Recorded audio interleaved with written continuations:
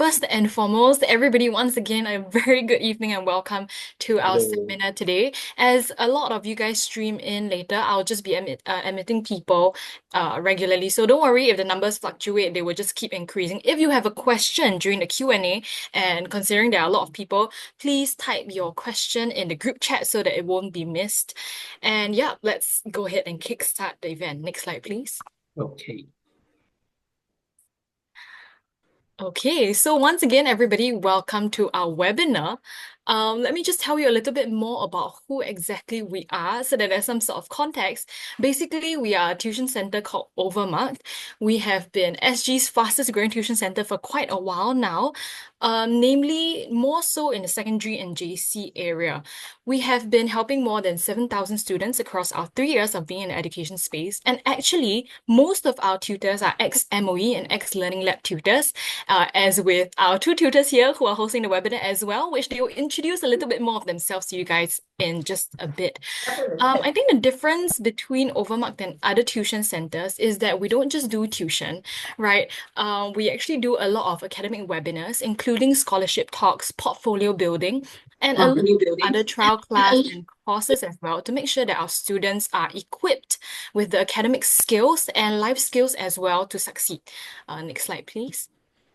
So if you take a look, we have actually just won only a SME Company Award, and we're really excited to share all of that with our students as well.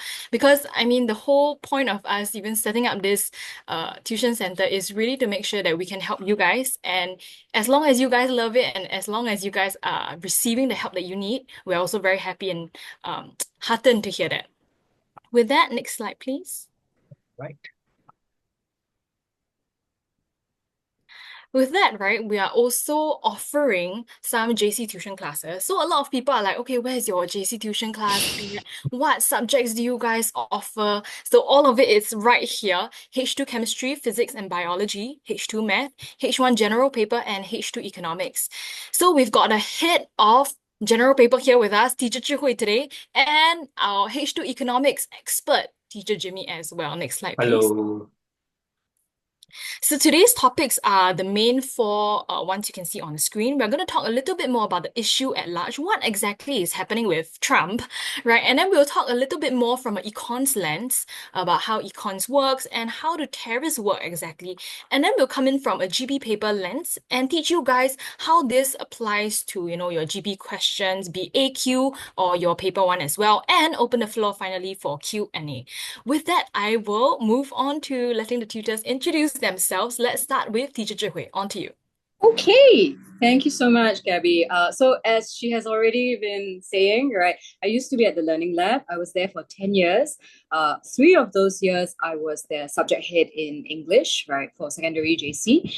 And I've seen many, many batches of students go by. So I think, my passion is really in helping everybody achieve their goals. I think the key thing to bear in mind for general paper is that it's different from secondary school because I always tell students this, right? In secondary school, your language marks are 20, your content marks are 10, correct? So language is clearly weighted more heavily than content. But when you get to general paper, it's reversed. In general paper for paper one, the content mark is 30, the language mark is 20. So if you felt like, hey, in my O levels, I kind of got away with waffling a little bit, unfortunately, it's less possible now for general paper. It is important to know about current affairs. Now, a lot of students are like, yeah, but Miss Ho, I read the newspaper. Or, oh, I see news on TikTok, right? Or I see news on Instagram. The problem there is you not just have to read the news, right? You have to be able to use it in your essays. You have to be able to look at an essay question and think, okay, what news or current events can I add to my essay? So hopefully today we'll talk about that. We'll see how it goes. Jimmy, go ahead. Yes. Hey, hello everyone. I'm Jimmy. So essentially, I started teaching in 2008. For those that are taking JC1 this year, probably, I started teaching when most of you are just born. When I first started teaching itself, I mean, I already plunged into economics in the JC setting. So after quite a number of years in in a JC, I left and I moved into tuition setting. And so plus minus the entire, I mean, all my teaching career has been about 16 years. When it comes to economics, I believe that quite a number of students, or when they choose this particular subject, they are actually quite passionate. They wanted to know more about what are some of the what are some of the topics that they can discuss, or what are some of the issues that they are trying to comprehend when they are reading the news or when they're talking to their friends. So, and like it's like when you're getting to be a bit older, right? You'll be thinking of how can you have a conversation with your friends that seem to be a bit more adult topics, right? Like you're trying to adult thing in this case. So, but the thing is, while most of them are quite passionate about the subject, but when it comes to the rigor of A levels, they often grapple with like what are some of the requirements. So probably what I'm trying to enlighten them over here is the fact that you can still have your passion. It's not that difficult to score. You just need to be a bit more aware of what Cambridge examiners are looking for based on the syllabus document that they have given us, and getting us to understand exactly what is necessary for us to score that elusive A grade, right? In fact, it's actually quite easy if you are quite aware of the requirements, right? So that was the reason why I decided to focus a lot more on this topic. And later, when I do the sharing itself, you get a chance to see that I'm using some diagrams. They are necessary because they are part of the analysis that Cambridge examiners are looking for. Right. So I hope all of you will be able to learn something. If you're taking economics, um, some of you in JC1, you'll be hearing me talking about this idea called opportunity cost. For those that are moving to JC2, for some schools, they have already started with international trade. So probably you're already quite aware. And for some of you, you'll only be experiencing this topic maybe in around May, or if not July. So at least I hope I can give all of you some ideas over like what to look out for when you are learning about this topic. Right? So thank you very much. Yes, thank you very much, Teacher Jimmy and Teacher Zhihui. With that, let's move right into the heart of the issue. On to you, the issue at large, with Teacher Zhihui. First. Okay. Yes, thank you. So I think the first and most important thing in any GP paper, but in life in general, right, is to know what you're talking about. Okay. So you can't discuss anything if you don't have a clear sense of what it is. So we'll start with what is tariff, right? The tariff is a tax on an imported good. All right. So say for instance, pretend I'm Ford, right? I make American cars. I need steel to put into the car to build my factories. And so I decide, okay, Mexico looks like it's producing pretty cheap steel. I buy $100 million worth of steel from them. If there's a 10% tariff, I, American car manufacturer Ford, pay that US 10 million to the US government. Okay. I think this is the first misconception. The misconception, and to a certain extent, it's fueled by Trump, right? Because Trump makes it seem as though tariffs are a way of punishing another country. And therefore, he implies that it is perhaps Mexico who pays for it. But that's not the case. Okay, the most important thing is if I am the manufacturer, I'm the American manufacturer bringing it in, then I pay that 10%. Okay, next slide, please. Okay, so the other thing that I like to tell my students is always good to have a sense of the trends of things, right? If you look at the GP syllabus, it actually does explicitly mention awareness of relationships and trends. So to know a trend, you have to know what happened in the past, and you have to be able to kind of predict where it's going in the future, correct? So history of tariffs in the United States, the US was founded in 1770 something, for those of you who watched Hamilton, the musical. And in that first century, it was about revenue raising for the government. Okay. At that time, they didn't even have income tax yet. This changed later on. From the 1800s, 1860 to World War II, tariffs became used as a protectionist tactic. All right. What happens in protectionism is that you are trying to prevent competition from foreign manufacturers. So say, for instance, imagine I want to protect American steel manufacturers, right? So I impose that tariff on Mexican steel such that the American car manufacturer will then say, oh, American steel looks cheaper in comparison once the cost of the tariff has been added in. So because of that, I'll buy American steel instead. So you protect the American steel industry. Make sense? A classic case of this was the Smoot-Hawley Tariff Act of 1930. You don't need to remember this, okay? Don't panic. Don't think to yourself, oh God, do I need to know this for GP? What you need to take away is in the 1930s, there was an actually insanely high tariff rate on a huge range of products, okay? It affected maybe 20,000 plus products, and the tariff rate in some of those cases was almost 60%. So today, Trump is imposing 10, 20, 25, but it was much, much higher then. Of course, spoiler alert, it didn't work out very well for America, okay? I'm sure Jimmy will explain later why tariffs may not be such a good idea. And in the end, after World War II, the US turned towards free trade and signed the General Agreement on Tariffs and Trade.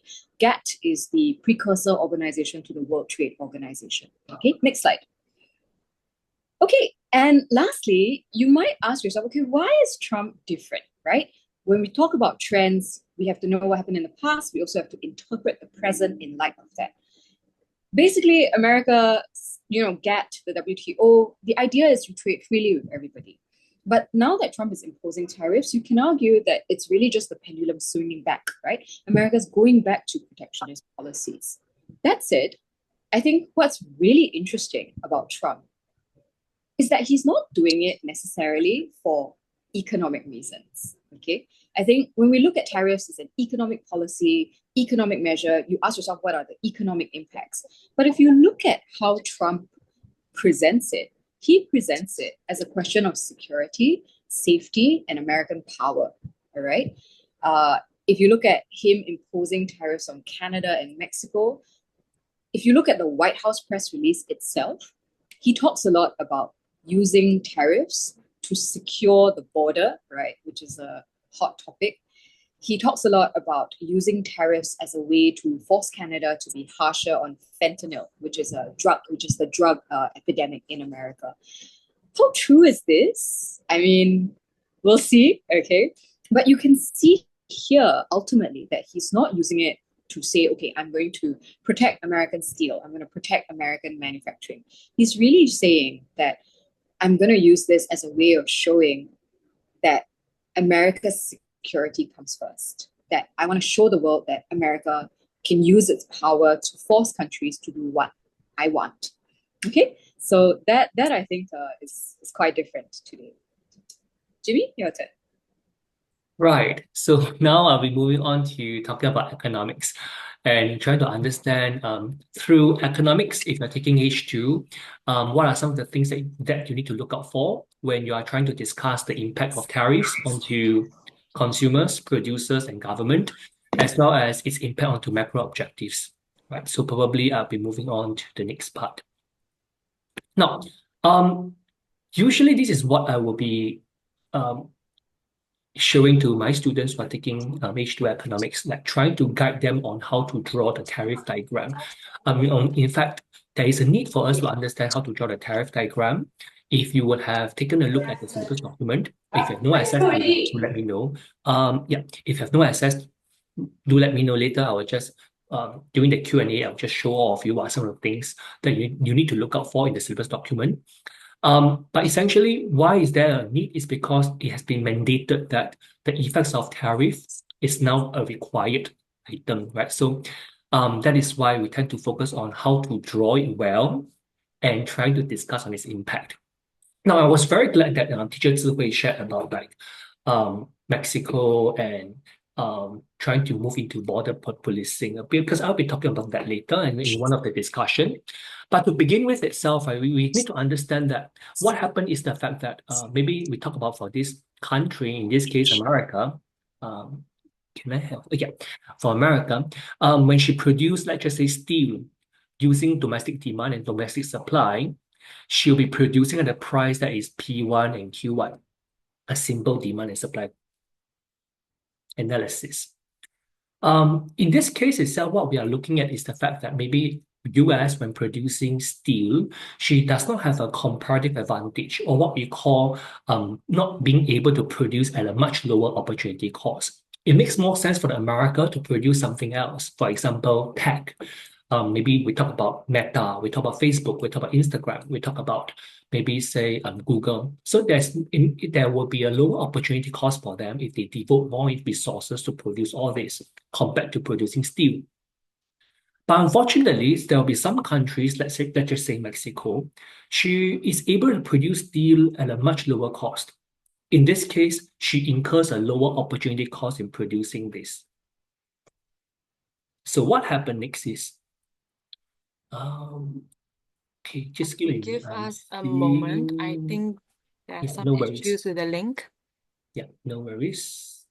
Let me just, apologize. Let me just represent this again.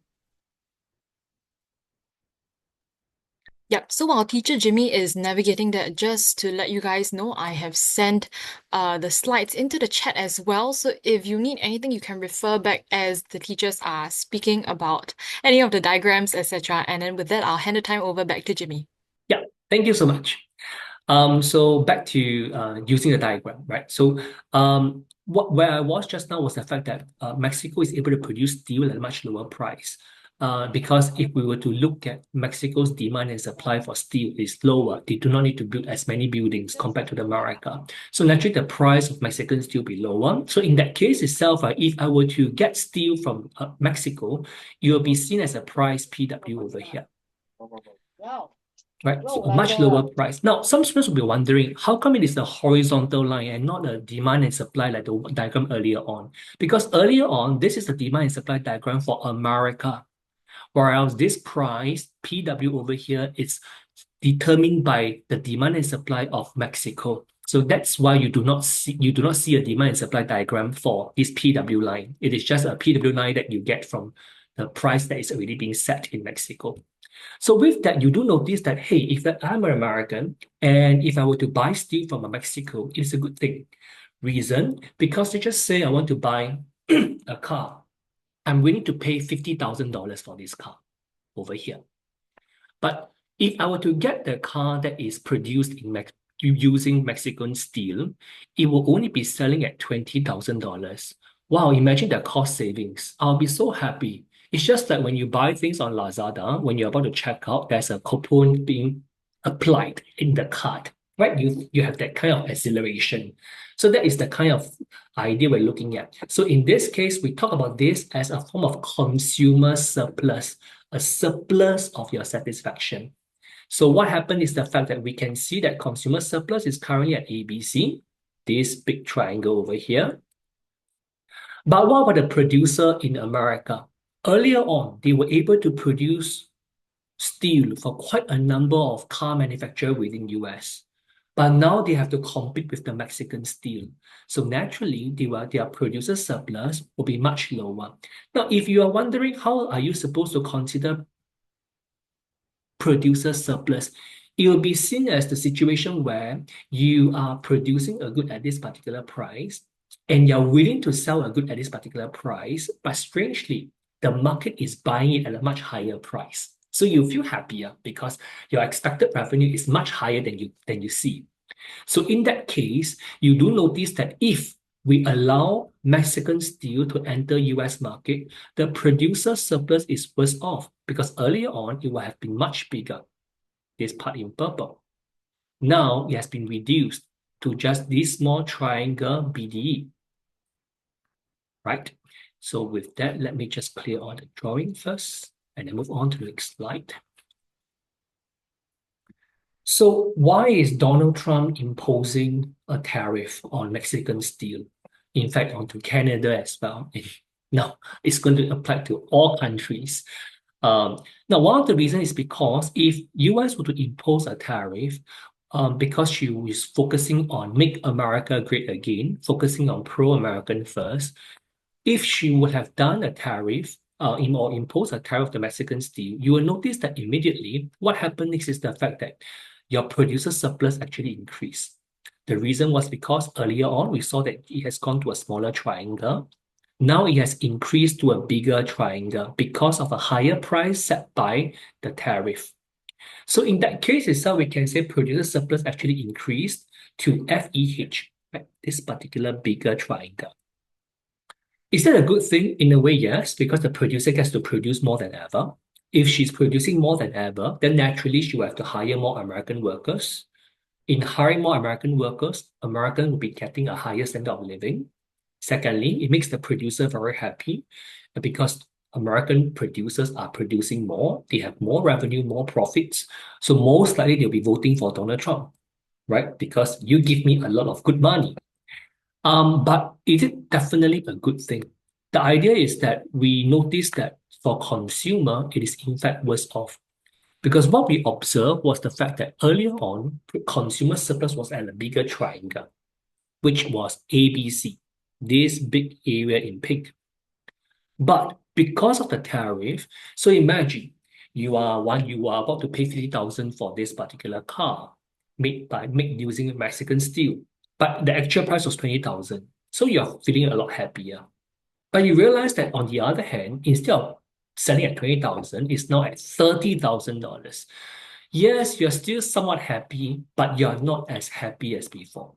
So that is why for tariff, right, consumer surplus actually dropped to this area in red, right, which is triangle AFG. So if you're having difficulty trying to look at the different triangles and labeling, feel free to look at the slides because I think we have shared the slides with you earlier on. So when there's a change in consumer surplus, it has been reduced, then of course, consumers are worse off.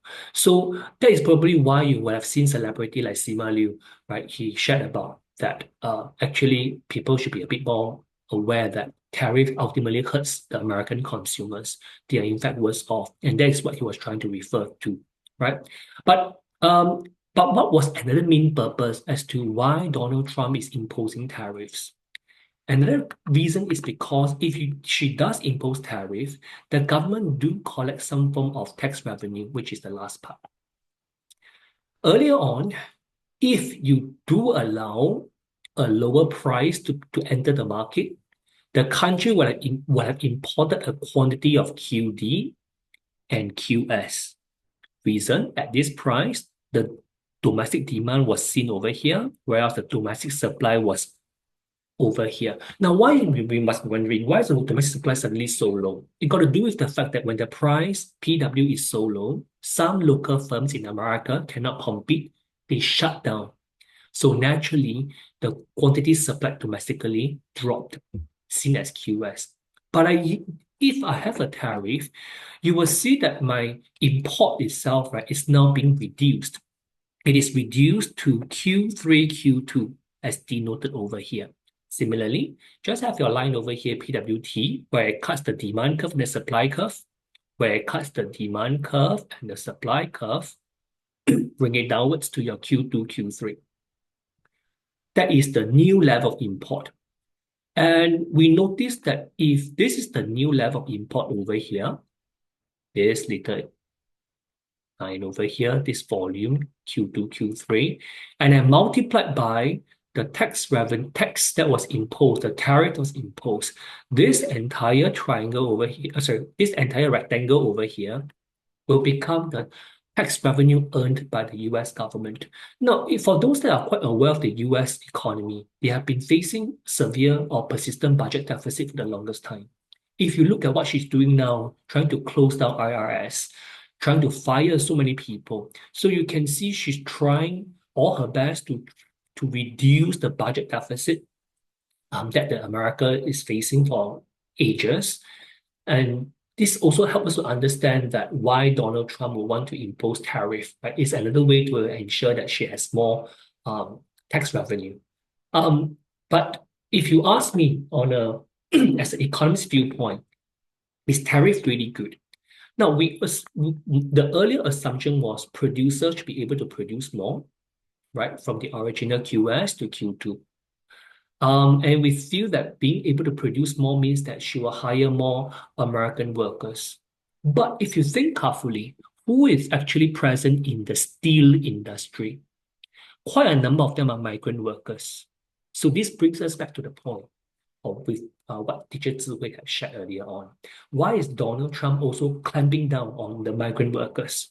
Right? One is to ensure that jobs will flow back to the Americans. But if we were to think carefully, is it really true that it will definitely go into the hands of the normal, average American? The answer is unlikely because US is ultimately a tech hub. If I were to produce steel, I can actually use automation to produce steel instead because I'm good with technology.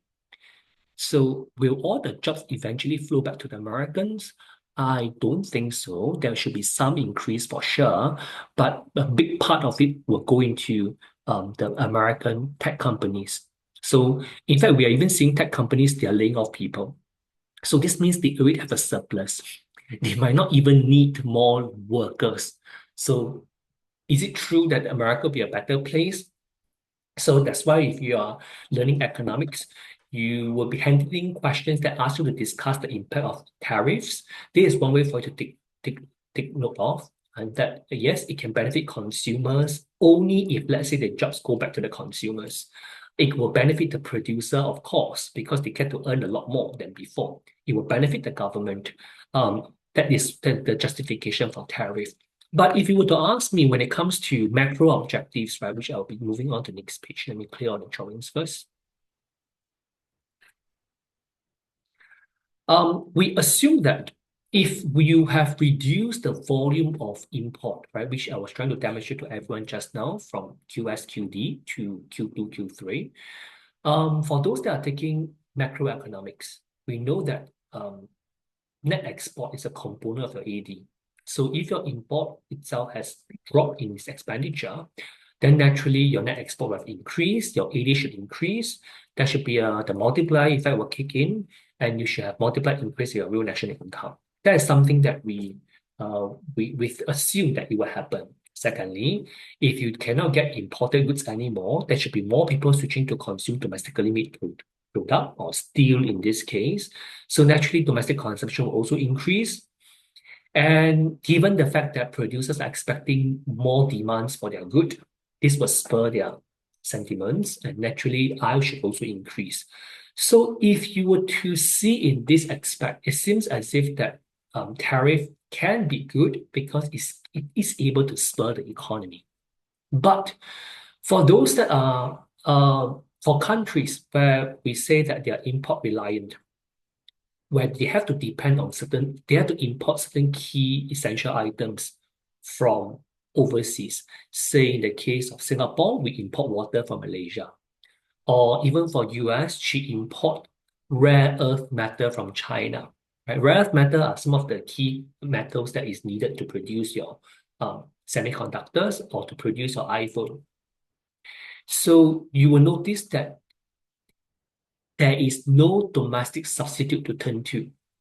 Right? Even if you want to impose a tariff, it's not as if that the consumer can just switch to buying domestic made baked products. So in that case, if let's say the demand for those goods, right, are actually critical, or in the econs term is called price inelastic, then if that's the case, then we were expecting that the economy is going to face some form of cost push inflation because they are unable to find a domestic substitute which could be cheaper. So what we are likely going to see is the fact that inflation is going to be higher than ever, and that explains why, if you are reading the news quite regularly, quite frequently, you notice that when the inflation rate for US jumped to 3%, which is higher than expected, it triggered a lot of alarm bells, right? Because it seems to suggest that the tariff that were imposed is now having a negative impact onto the macro economy rather than having a positive effect, because we don't see much growth yet, but we are already seeing some form of inflation. So when we are more aware about this particular topic, it helps us to understand a lot more over what's going to happen with the macro economy. But that is just on the econ's viewpoint, right? I think it's also important for us to understand like how all this will have some bearing on your general paper, right? So probably I'll be moving on to having teacher Zihui to share the next part, right, on the significance of this topic when it comes to general paper. Okay, thank you, Jimmy. Can I have the next Thank slide? you. Okay, so I think everybody is interested in how to make this link, right, between current affairs and general paper. What you want to do is, first and foremost, you want to ask yourself, okay, what is the obvious theme that comes out of it? With tariffs and with Trump, the two obvious themes are economics and governance, correct? What economic policies benefit a nation? What is a good government like, or what is government like today? So, to give you guys an example of a clearly, explicitly about governance question, power these days lies more with the people than the politicians. To what extent is this true? Now, let's see if I can annotate as well. I hope I can. Okay, so, yes, it works. Perfect. Okay, so what you want to do is you want to identify the keyword, right? So keywords in this case, power, more with the people than with politicians. Okay, so people versus politicians. Now, the first thing I want to emphasize is that presumably everybody knows that the correct style of a body paragraph is peel, right? You have been haunted by this since the days of your secondary school life. Unfortunately for you guys, you will be haunted by it a little bit longer, okay? What you want to do is you want to take the tariff situation as the second E, right? You want to say, okay, this is an example, right? The tariff situation is an example of how people have limited power compared to government, correct? From there, you work backwards. Why is it that tariffs show that people have less power than politicians? You can go at it two ways. You can say that power these days lies more with politicians than with people because many people don't have a full understanding of what is happening, right? I think the idea here is what we said just now. A lot of Americans have a lot of misconceptions about what tariffs are. A lot of Americans maybe mistakenly believe that Mexico pays the tariffs or Canada pays the tariffs. And what you want to notice is that that is true for many other things, right? The advantage that government has is that they have experts. People in government have experts who will write them papers, who will give them briefings. But for you and I, we're average people, unless we've studied this subject somehow, we don't necessarily know what's going on. In fact, you guys are already quite lucky because you have students and you have teachers to explain it to you, right? But you imagine you're the average American voter. Maybe you live in Minnesota, right? You work on a farm.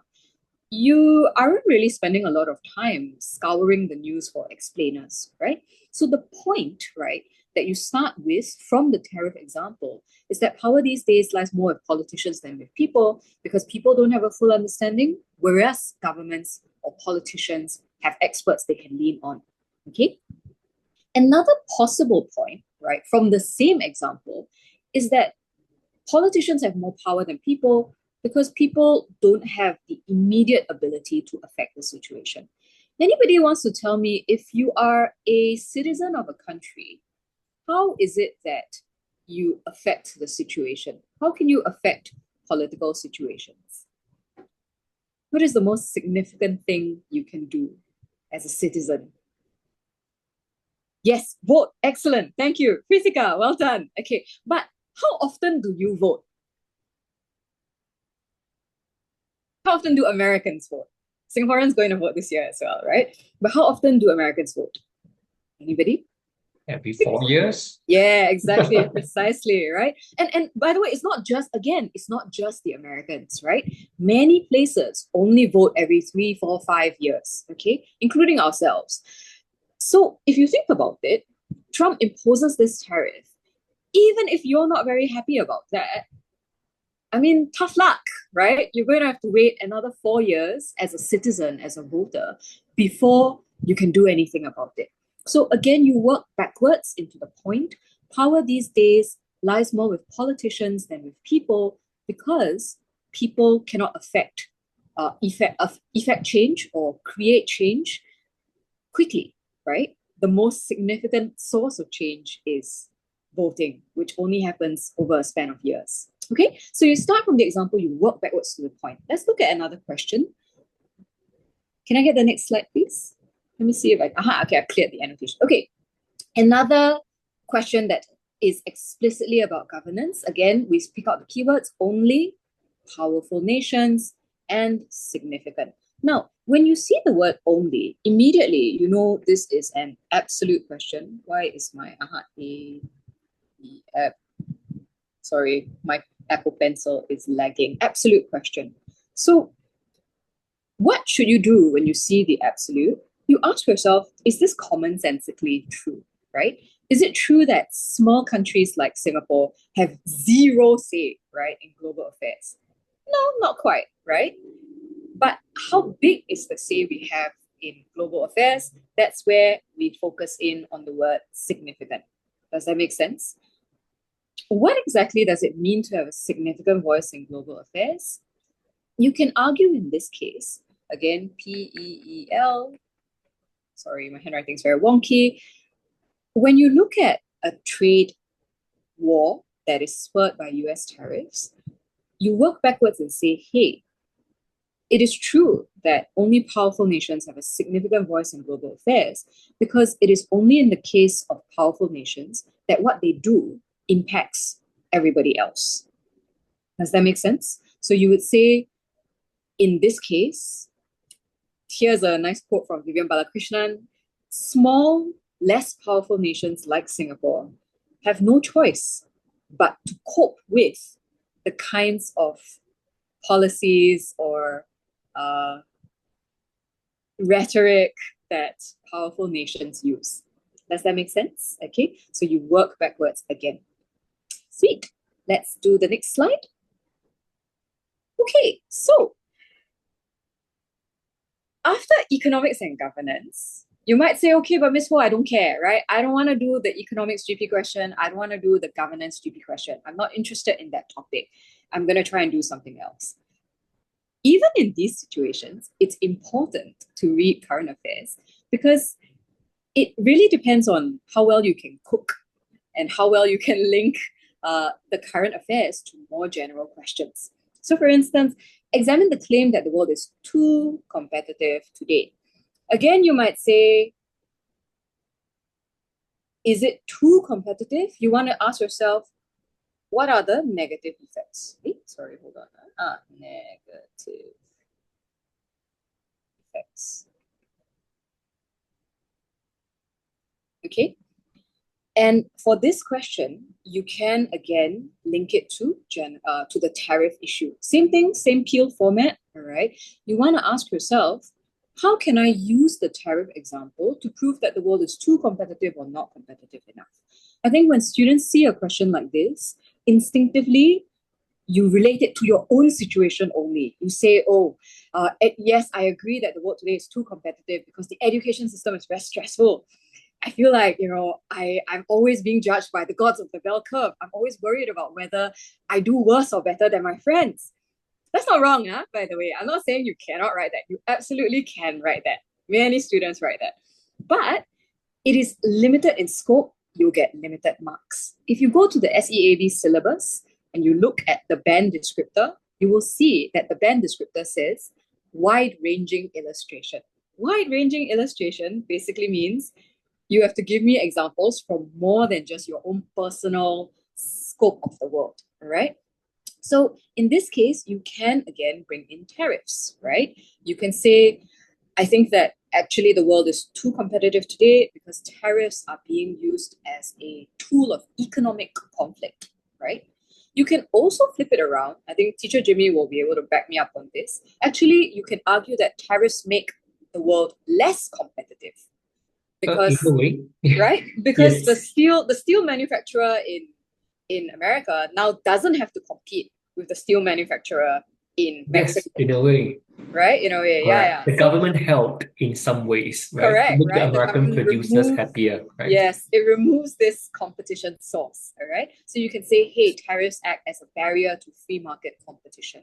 So in this situation, what I want you to see is that even though the essay doesn't look like it has anything to do with economics, doesn't look like it has anything to do with governance, so long as you make that mental connection, you can still use the example. Okay, next slide, please. And last but not least, this is slightly different, right? It requires you to think not just about the tariffs themselves, but about how the topic itself is covered in the media. Okay, so the media question here, quite popular. We can no longer trust the media. Is this a fair comment? What I've put on screen are two different media outlets who have a very different way of covering the Trump tariffs. So the one in the middle is Fox. Trump approves 25% steel and aluminum tariff. Sounds pretty good, all right? And you see here, it's a bit small, but Trump imposing 25% steel aluminum tariffs with American people's best interests in mind, right? I don't know if you can see that. I've circled it on the bottom.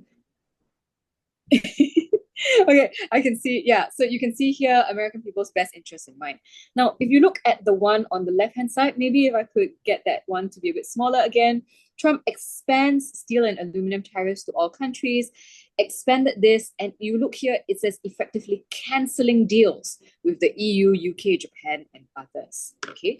So what I want you guys to see here is that depending on the political bias of the news outlet in question, they use very different language when it comes to reporting on the tariffs. So in this case, you work backwards from this example again, we can no longer trust the media because they have their own political biases. Does that make sense? And then this is an example for that. Okay, so every situation, what you want to do is you want to take the tariff example, you want to take what you know or what you've seen about tariffs, and you want to work backwards to construct a general point out of it. And you can do it for many different topics, for economics, for governance, for competition, for the media even. All right, sweet. Nice. Yes, that's it for me. Just nice. We've got about 12 minutes left or so. Wait, let me clear all the circles. Okay, very good. Okay. Yes. Hey, thank you, Teacher Zhihui, for that. I think it was really wonderful and really insightful. Also, kind of a trip down memory lane for me personally, because I studied both econs and GP, but that was many years ago. I think it definitely helps students as well, and I'm sure everybody is buzzing with questions. But in case everybody's a little bit paiseh, we understand Singaporean students are a little bit like that. Let's head over to the next slide. We're just gonna do some general questions first. Next slide, please. So if your question is on the slide already, good for you. If it's not, then please be bold and type it in the chat and we will address them immediately. Maybe we can start off with the econs questions first. How important is it to memorize the diagram just now? Oh, that's a very Singaporean question. Do I need to memorize? How do I make sure I get the most marks? Okay, come, Teacher Jimmy, please go ahead. Okay, so let me just show all of you the syllabus document. All of you can see the syllabus document, right? Yeah. So you can see when it comes to international trade that was mentioned by Cambridge, diagrammatic analysis of effects of tariff is required. And when it comes to, if you were to hear me what I was discussing just now, I mentioned about the impacts onto consumers, producers, and government. So these were some of the benefits and costs of free trade. And of course, if you are discussing, is it really true that free trade is benefiting the consumers, producers, and government? What happens if we are supposed to discuss when free trade is not taking place? So once again, we are supposed to focus on the impact on the consumers, producers, and government.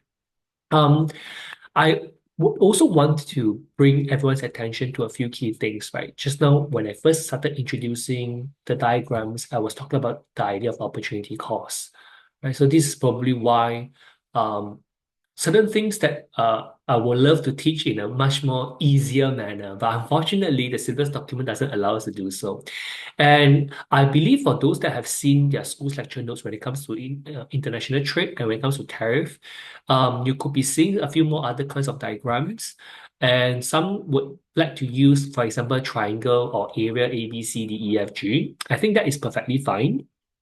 It is just that I must bring everyone's attention back to when it comes to demand and supply. When it comes to demand and supply over here, Cambridge has mentioned specifically in year 5 or JC1 topic, right? Or for some schools, it's taught much later. right? If you happen to be from NYJC, you will learn this much later. But in fact, when it comes to changes in demand and supply, what Cambridge wanted to see was impact onto consumers' expenditure, producers' revenue, consumer surplus, and producer surplus. So that was why I spent some time. I understand it can be a bit boring, but I've decided to spend a bit more time to let everyone understand the change in surpluses. It's because of what the Cambridge examiner was looking for. So sometimes, of course, I will want to have something that seems to be a bit more easier for me to teach. And in fact, I once said when I was in the when I was still in the JC teaching, I once said that if I'm the Minister of Education, as long as you tell me that you love econs, I would have given you an A. Real easy, real low. Because the fact is that, I mean, even if I were to study very hard I have a strong love for my subject. But you need to understand that what we are looking at is trying to gain sufficient score or rank points for you to go to the university of your choice. That unfortunately, some of your results might not really represent your love for a particular subject. Right. So this is something why I rather be a bit more um, I wouldn't say critical, but I wanted to let everyone to be a bit more aware on what are the things that you need to have in order to align yourself to what Cambridge are looking for. So you need not go through such a lengthy road, right? To go to get the rank points that you wanted, right? So probably I think I answered the first question. Is it a must to memorize the diagram? Answer is yes. Thank you, Teacher Jimmy, for that. I think Thank every you. Singaporean within us all as students will be like, okay, just needed to double check, the Gasu Singaporean was satisfied with that. Mm. Anyway, we've got a question in the chat from Alia.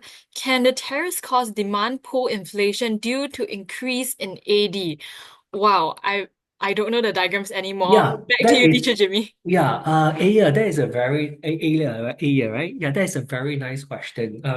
Because the fact is, just now I mentioned that one of the impact is that your net export will increase, and if the country is operating close to full employment, because you mentioned demand pull inflation, I believe you're probably JC2 right now, or year six, or you could be in NYJC or VJC because they started these two topics first. But nevertheless, yes, it can cause demand pull inflation only if the country is operating close to full employment, right? That means most of the resources are being used up. So, in fact, when it comes to our syllabus document or what Cambridge are looking for, what we need to focus on is, I'm quite glad you mentioned increase in AD, right? But one net export increase, remember to bring your K process. Again, it's necessary because of the syllabus document. And yes, and only when it's operating close to full employment, then it can cause demand pull inflation. All right. I hope I answered your question. Yeah. And Thanks for that, Teacher yes. Jimmy. If anybody else in the chat has more questions for Teacher Jimmy or wants to write on previous questions as well, please let us know. If not, the next question is, wow, this person is already gearing up for the A levels. What Yeah. econs topics are you expecting for this year's A level paper Yeah, from by Jiayin, right? Jiayin? I mean, All right, on to actually, you. honestly, I love questions like this because this means that the students, they are quite aware that they really want to do well. So they are trying to find whatever means they can to have a comparative advantage compared to others. So that is a good thing. If you ask me what are the topics that will be tested this year, um, one I believe international trade will definitely come out. It came out for last year, but it wasn't tested in the full spectrum. When I say full spectrum, meaning um, when it comes to essays, um, the basis of free trade were not being identified. So things like opportunity cost, things like why countries trade, CA theory, these are not being tested yet. And it has not been tested for quite some time. The last time it was tested was 2014. So it was many, many years back. So I believe that have some impact. Living standards, on the other hand, has come out, but I think cost of living, a major topic, major issues for most of the countries. for the past few years, but there wasn't much question being tested. The last time cost of living was tested was in 2017. There was an essay question asking it to link standard of living and cost of living and macro indicators. So cost of living, surprisingly, quite a number of schools were expecting that for last year, but it did not come out. And in fact, one of the major surprise for last year was the micro topics because all of them had some bearing with firms and decisions, which means that Cambridge has become very smart when it comes to setting papers. They identified that there are loopholes. Quite a number of Singaporean students do not like firms and decisions. They hated it. But I love to teach firms and decisions. It's because for my students whom I prepared last year, we have already identified that this is a missing topic and it's likely for Cambridge to test a bit more onto this topic. So I believe they have not finished testing that topic yet, firms and decisions. They are going to test it again.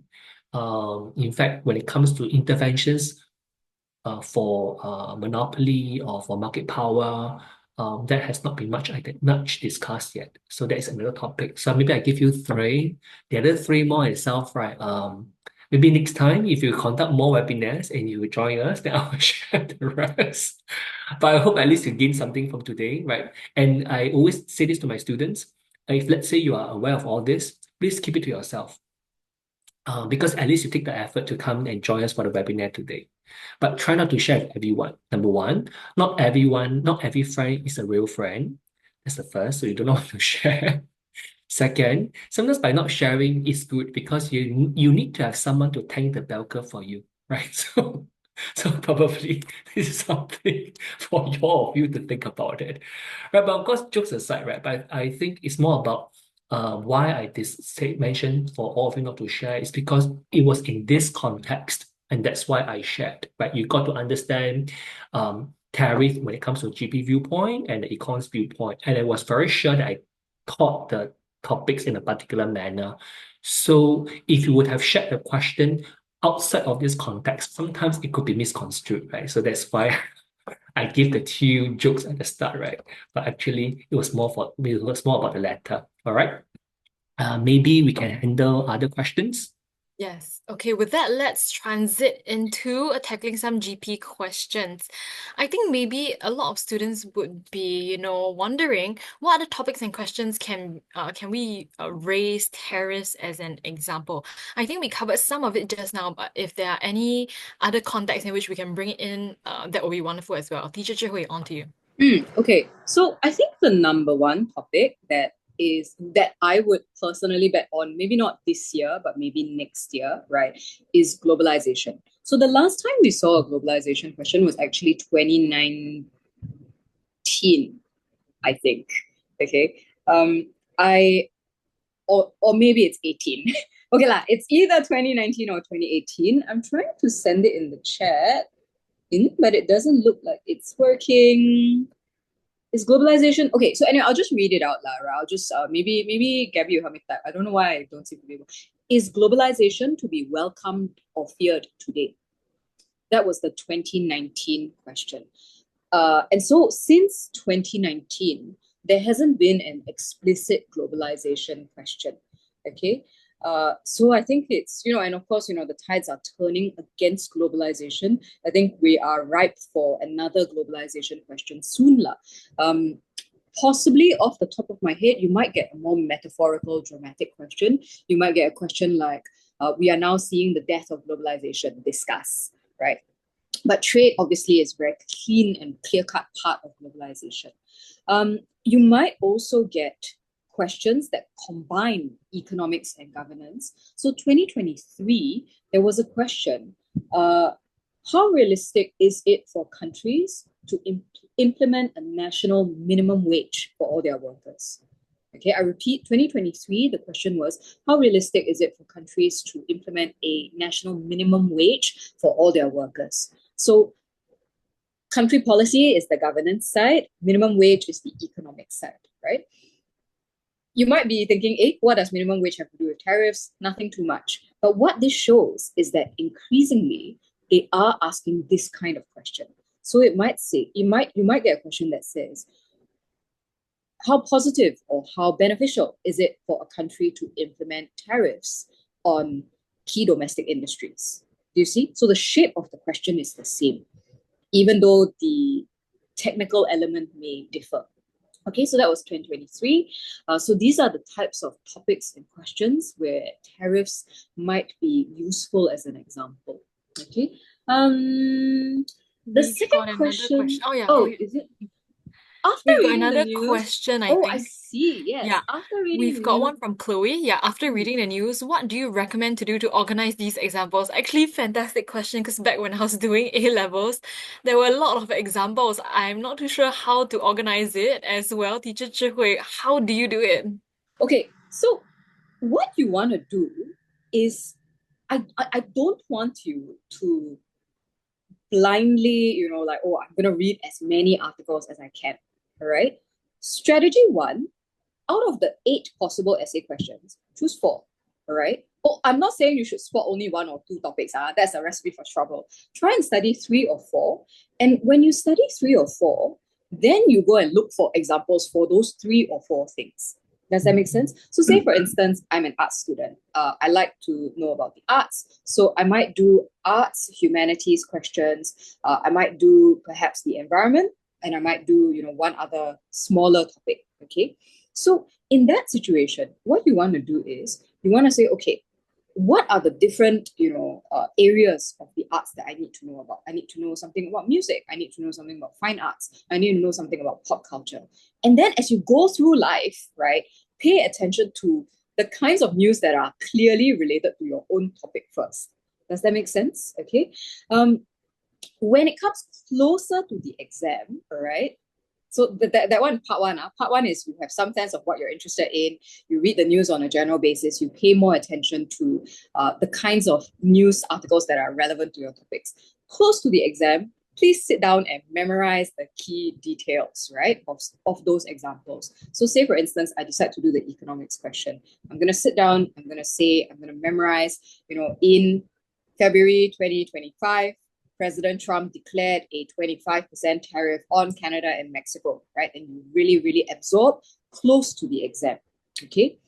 If you want to do a sort of more brainstormy kind of exercise, if you like mind maps, what you can do is you can take an article and then you can basically try and sprout all the different essay topics that you can link to it, right? So this, which is what we've just done, right? For tariffs, you can do economics, governance, competition, maybe the media, question mark. So you draw a little mind map with all these things coming out. Okay, very good. Out of all the methods as teacher Zhihui mentioned, I think the mind map thing works really well, especially if you're a visual person. The most important is actually for you guys to understand what type of learner you are. So if you are a visual person, you enjoy, brainstorming and coming up with different ideas and seeing them on a piece of paper, that might help you. With that, let's move on to maybe the last 2 questions for GP. First, by Gail, what part of the news should we read, like opinions, commentaries, and any other resources we can rely on? Okay, so what part of the news should we read for news? Definitely the front page. So, okay, I know this is a little bit tricky, all right, because nowadays you guys don't get your news from an actual newspaper, right? You get it from like TikTok, okay. But if you think about it, the front page of any newspaper, and you can look at the front page of the app, by the way, right? So if you have the New York Times app or the Guardian app, they have a front page as well. The front page will tell you automatically what are the most important things happening in the world, right? Because some journalist out there has already done the thinking for you in that case. So factually, you need to look at the front page, all right? In terms of opinions and commentaries, that's very useful because opinions and commentaries contain the arguments that you can use for general paper already. Does that make sense? But I would be a bit more careful about that. What I'm not saying is you must memorize the opinion or commentary, right? Because that's very difficult. I think what you can do is if you read the opinion and commentary page and you find an argument that really resonates with you, again, closer to the exam, try and digest the argument and then say it again in your own words when you make your own notes. Does that make sense? Okay. So say, for instance, I read the New York Times a lot, right? I listen to a podcast or I read an op-ed by Ezra Klein, who's a left-leaning kind of guy. And he says, Americans don't even understand that tariffs will hurt them, right, as consumers. Because I went out into, rural America and I interviewed some people and they have all these misconceptions. So what you want to do there is you don't memorize the whole thing, right? You're not going to be able to do that. Write down for yourself on your notebook, NYT reporter, draw a little arrow saying Americans don't understand that tariffs will hurt them. Draw a little sad face, right? And then you can use that as a sort of memory guide. Okay. Last question was how to manage time well for GP. In this case, do you mean manage time in the exam, or do you mean manage time over the 2-year process during the exam? Is it? I think we can take it as during the exam. In the In exam, the okay. exam. Yeah, Very thank you good, for very good, replying very and good, very clarifying. good, very good. Okay, perfect. So, just in case some of you don't know what the exam format is like, now in the new syllabus, this is 8881, that's the new subject code, right? You will get 3 reading passages. So you need to read quickly, but as you read, pick out key points. I said this just now, I don't like it when students have to go back and forth, what Jimmy calls the lion dance, looking for ideas, right? So as you read, jot down or circle key points. I tell my own students as an exercise, I get them all to do it in class, right? After you've read an article or a passage, you summarize it 10 words or less. Cram as much information as you can into 10 words. Okay. You'll be surprised at how much information you can. Okay, if you join my class, you'll see. So those 10 words will help you understand. Here are the key points. Then you don't have to keep going back and forth. What am I saying? What does the passage say? You will know in your own heart, right? So that's the first thing you want to do. Looking at the comprehension questions, the important thing there is don't get stuck, right? Compre is supposed to be quite quick moving, right? Summary I think summary is the least controversial section. The AQ is the difficult part, right? Because the AQ is the question that looks a little bit like an essay, and you might wanna spend more time on that. My advice to students is 30 to 35 minutes is what you should spend on the AQ. All right, it's worth quite a lot. It's worth 12 marks now. It used to be worth 10, so now it's worth even more. What you want to do is you do want to dedicate, a significant amount of time to that in that situation. All right. If you leave like 20, 15 minutes, in my experience, students start to panic. They don't write a lot, and what they write is quite all over the place. Okay. So give yourself ample time to do the AQ, 30, 35 minutes. That will help keep you calm. Okay. By extracting the key arguments earlier, you will be more able to tackle that quickly. All right. Sweet. That's it for me. Nice. Thanks, Teacher Zhihui and Teacher Jimmy, for that. I found it really Thank you. insightful as well. Anyway, let's head on to the ending of our session.